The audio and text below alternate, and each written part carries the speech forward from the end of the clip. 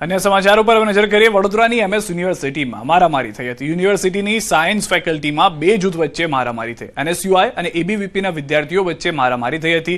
એબીવીપીના કાર્યકરને લાફો મારતા મામલો બીચક્યો હતો। વિદ્યાર્થી નેતાઓની ગુંડાગર્દી જોવા મળી હતી। આ એ નેતાઓ છે કે જે ભવિષ્યમાં દેશ, રાજ્ય, શહેરને ચલાવવાની વાતો કરી રહ્યા છે, પરંતુ એ જ નેતાઓ પોતાની જાતને સંભાળી નથી શકતા, અથવા તો આ એક કથિત નેતાઓ છે કે જેઓ નેતા ફક્ત ગુંડાગીરી કરવા માટે બની રહ્યા છે। રોફ જમાવવા માટે, ધાક જમાવવા માટે બની રહ્યા હોય તે રીતે એનએસયુઆઈ અને એબીવીપીના બંને કાર્યકર્તાઓ સામસામે આવી ગયા હતા। સાયન્સ ફેકલ્ટીમાં બે જૂથ વચ્ચેના મારામારીના આ દ્રશ્યો આપ જોઈ રહ્યા છો।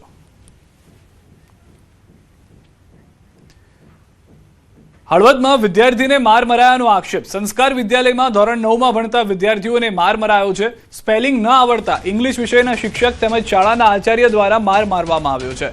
વિદ્યાર્થીને ચાઠા પડી ગયા। 30 જેટલા વિદ્યાર્થીને માર માર્યાનો વિદ્યાર્થીનો આક્ષેપ છે।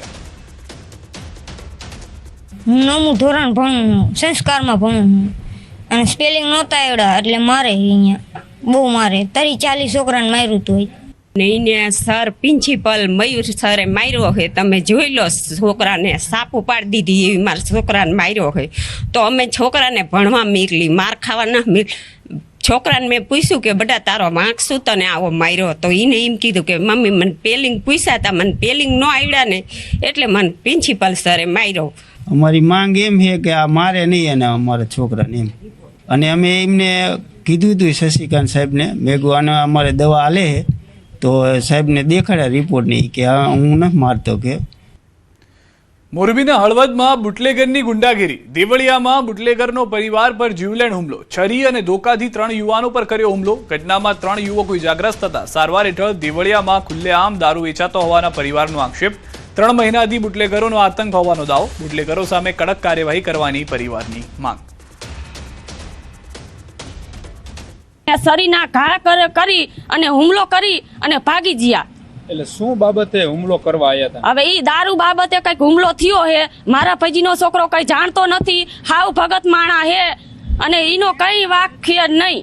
એને શરીરના ઘા માર્યા, ઈ જીઓ અહીંયા મુકાવવા એને બેને છોકરાને, ભાઈજીને છોકરાને વધારે લાગ્યું અને અમે અત્યારે ફરિયાદ કરવા જઈએ। તમારે શું માંગ છે?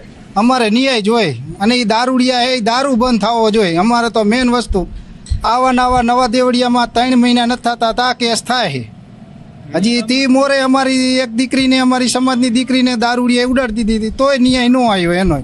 હવે એ તો બુટલેગર હે બધા, ધંધો દારૂનો, શોર્ટકટ દારૂનો ધંધો, બીજું કાંઈ નહીં, બરોબર। ઓલરેડી દારૂ સિવાય કોઈ ધંધો નથી એમને। તમારી શું માંગ? માંગ તો હવે આ મારા ભાઈને લગાડ્યું અત્યારે, બરોબર, નિર્દોષ માણા, માવો નથી ખાતો એવો સાદો સિમ્પલ માણાને લગાડ્યું છે। હાલો એને શું માથા કોઈ કોકને કીધું હોત તો કંઈક સમાધાન થાત। હવે એમને લગાડીને વહી ગયા, આ નિર્દોષને જ ભોગવવાનું ને, બીજું કોઈ વસ્તુ નથી। આપણે માંગ જ કે આપણે ન્યાય જોઈએ। પંચમહાલ જિલ્લાના માર્ગો પરથી ખાનગી લક્ઝરી બસમાં મુસાફરોની જોખમી સવારીનો વિડીયો સામે આવ્યો છે। ખાનગી મિની લક્ઝરી બસમાં તેની બેઠક મર્યાદા જેટલા મુસાફરો માત્ર છત પર જોવા મળ્યા। મધ્યપ્રદેશ અને દાહોદ સહિતના વિસ્તારોમાંથી અમદાવાદ અને સૌરાષ્ટ્ર તરફ શ્રમજીવીઓને લાવવા લઈ જવા માટે આ ખાનગી લક્ઝરી બસો કરે છે હેરાફેરી। જો કે આ ખાનગી ટ્રાવેલ સંચાલકોને કાયદા કે મુસાફરોના જોખમનો ડર ન હોય એમ બિંદાસ્ત રીતે કરી રહ્યા છે હેરાફેરી। આ દ્રશ્યો આપ જોઈ રહ્યા છો। જોખમી સવારીનો વિડીયો જે છે તે વાયરલ થઈ રહ્યો છે। વધુ માહિતી ન્યૂઝ 18 સંવાદદાતા રાજેશ પાસેથી મેળવીશું। રાજેશ, જાણે કાયદો વ્યવસ્થા નથી, ટ્રાફિક પોલીસનું ધ્યાન નથી, એમ ખુલ્લેઆમ મોતનો આ મુસાફરી જે છે તે જોવા મળી રહી છે। ચોક્કસ દરતા એક દિવસના દ્રશ્ય નથી। પંચમહાલ જિલ્લા નહીં માત્ર રાજ્યના અનેક માર્ગો પરથી આ જે વાહનો છે તે પસાર થયા છે। ખાસ કરીને ગ્રામ્ય વિસ્તારોમાંથી શહેરી વિસ્તારમાં જતા શ્રમજીવીઓ માટે હેરાફેરી કરતા હોય છે। આ ખાનગી વાહનોના મુસાફરો જે હોય છે તેને ક્ષમતા કરતા વધુ મુસાફરોને છત પર બેસાડવામાં આવતા હોય છે। આમાં ખાસ કરીને જો જોવા જઈએ તો જે શ્રમજીવી પરિવારો છે, શ્રમજીવીઓ છે, તેઓ પાસે ભાડું હોતું નથી અને ભાડું ત્યાંથી જે મજૂરી કરવા માટે જતા હોય ત્યાંથી શેઠ પાસેથી લઈને આપવાનું હોવાથી આ પ્રકારે જોખમી મુસાફરી કરતા હોય છે અને જેનો એ જ તકનો લાભ ઉઠાવીને જે આ ખાનગી વાહનોના સંચાલકો છે તે તગડી કમાણી રહેતા હોય છે। પરંતુ જે મુસાફરો છે તેમના જીવની સહેજ પણ પરવા કરવામાં આવતી નથી।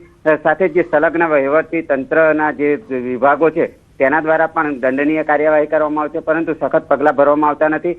જેથી કદાચ કહી શકાય કે જે કઈ શહેરો કે તાલુકા વિસ્તારમાં કે જિલ્લા વિસ્તારમાંથી પસાર થઈ રહી છે ત્યાંના સંલગ્ન અધિકારીઓની રેમનજર હોવાનો પણ જે શક્યતાઓ છે તે નકારી શકાય એમ નથી। પરંતુ જે આ જોખમી મુસાફરી છે ક્યારેક મોટું સ્વરૂપ લઈ અને મોટી જાનહાની થવાની શક્યતાઓ પણ નકારી શકાય એવી નથી. જી સર. જી આભાર રાજે સમગ્ર માહિતી બદલ. તો આ એક દિવસના કે 2 દિવસના દ્રશ્યો નથી, આવું રોજ થઈ રહ્યું છે, છતાં પોલીસનું ધ્યાન કેમ નથી જઈ રહ્યું એ સૌથી મોટો સવાલ છે. વડોદરા તંત્રના પાપે મહિલા ખાબકી છે. આજવા રોડ લકુલીશ નગરમાં મહિલા પડી, મોપેડ લઈને જતી મહિલાએ ગુમાવ્યો કાબુ. રોડ પર કાદવ કિચડના કારણે મહિલા કાબુ ન રાખી શક્યા. મોપેડ ચાલક મહિલા ધસડાઈ ગયા. પાછળ બેસેલું બાળક પણ નીચે પટકાયું હતું. આ દ્રશ્યોમાં આપ જોઈ રહ્યા છો, રસ્તો કાચો છે, બાળક જે છે તેમની સાથે જોવા મળી રહ્યું છે. મહિલા આ કાદવવાળા રસ્તામાંથી 2 વ્હીલર પોતાનું પસાર કરી રહી હતી. એ દરમિયાન 2 વ્હીલર લપસી જાય છે. મહિલા ખુદ પાણીમાં જઈને પડે છે. ત્યારબાદ તે પોતાના બાળકને ઊભો કરવાનો પ્રયત્ન કરે છે. બાળક તો ઊભું થઈ પણ નથી શકતું, પરંતુ આ કાદવ કિચડના કારણે જે બાળક છે અને મહિલા જે છે તેનો જીવ જતા જતા રહી ગયો છે. એક જોખમી જે અકસ્માત જે છે તે થયો છે. સૌથી વધારે મહત્વની વાત, અહીંયા તંત્ર વારંવાર જે રજૂઆત કરી રહ્યું હતું કે વરસાદી પાણી આ વખતે નહીં ભરાય. વરસાદ વડોદરામાં આવે લાંબો સમય થઈ ગયો, પરંતુ હજી સુધી પાણીનો નિકાલ નથી. કિચડ હજી એમને એમ જોવા મળી રહ્યો છે. પાકા રસ્તાની જે વાત કરવામાં આવતી હતી તે તો દૂરની વાત છે, કાચા રસ્તામાં કાદવ જ કાદવ જોવા મળી રહ્યો છે. સદનસીબે માતા અને બાળક બંનેનો બચાવ થયો છે. રાજકોટમાં ફૂડ વિભાગનું મેગા સર્ચ ઓપરેશન. 121 ખાદ્ય એકમોમાં આરોગ્ય વિભાગની તપાસ. 55 કિલો અખાદ્ય વાસી ખોરાકનો જથ્થો નાશ કરાયો. 180 કિલો પસ્તીનો જથ્થો જપ્ત કરાયો. 35 વેપારીઓને ફૂડ નિયમ ભંગની નોટિસ, સ્વચ્છતા અને લાયસન્સમાં અનેક ખામીઓ મળી. નિયમ ભંગ બદલ ₹44,500નો દંડ થયો. ભેળસેળયુક્ત ખોરાક વેચનારાઓ સામે કડક કાર્યવાહી કરવામાં આવશે.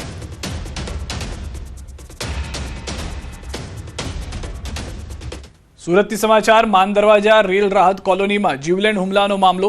જીવલેણ હુમલા કેસમાં 5 આરોપીઓ ઝડપાયા છે. ફરિયાદી પર ચપ્પુ વડે કરાયો છે જીવલેણ હુમલો. ઘટના બાદ આરોપીઓ ફરાર થઈ ગયા હતા. આરોપીઓ સામે ખૂનની કોશિશનો ગુનો નોંધાયો છે. એટ્રોસિટી એક્ટ હેઠળ પણ કાર્યવાહી હાથ ધરાઈ છે. સલાબતપુરા પોલીસ અને એસઓજીની સંયુક્ત કાર્યવાહી. સીસીટીવી મોબાઈલ લોકેશનથી આરોપીઓ સુધી પહોંચી પોલીસ 5 આરોપીઓની પૂછપરછ ચાલુ રાખી. વધુ ખુલાસાની પણ શક્યતા સેવવામાં આવી રહી છે. સલાબતપુરા પોલીસ અને એસઓજીનું સંયુક્ત ઓપરેશન. જીવલેણ હુમલા કેસમાં 5 આરોપીઓને ઝડપી પાડવામાં આવ્યા હતા. ત્યારબાદ જે રીતના દ્રશ્યો આપ જોઈ રહ્યા છો, પોલીસ તરફથી પાઠ પણ ભણાવવામાં આવ્યા છે.